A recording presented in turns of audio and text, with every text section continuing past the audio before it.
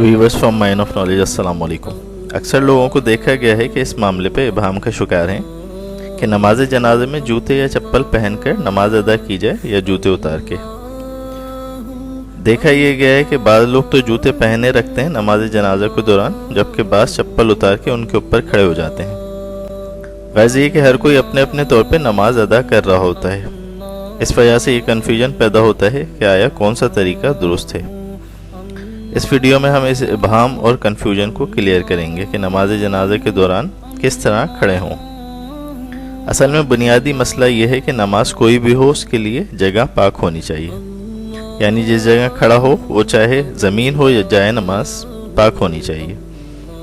नापाक जगह पर नमाज नहीं होती। अब नमाज जनाजे में अगर ज़मीन पाक है तो बेहतर है कि नंगे पैर नमाज पढ़ें, क्योंकि जूते पे नजासत लगी हो सकती है।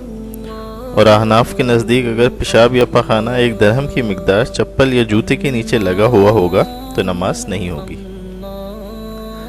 लिहाजा नमाज जनाजा का अजीम सवाब, जो हदीस के मुताबिक एक क़िरात के बराबर यानी एक ओहद पहाड़ के बराबर है, ज़रा सी गफलत की वजह से इस अजर को ज़ाया ना होने दें।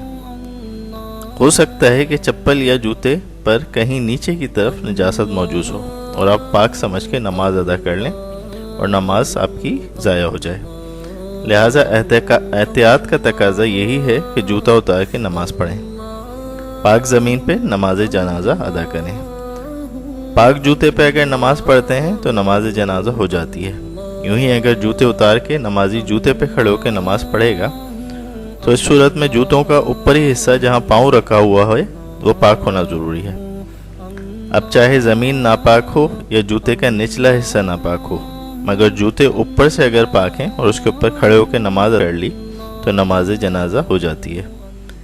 यानी पाक जूतों पर या चप्पल पर खड़े होकर भी नमाज जनाजा हो जाती है। वल्लाहु व रसूलुहु आलम।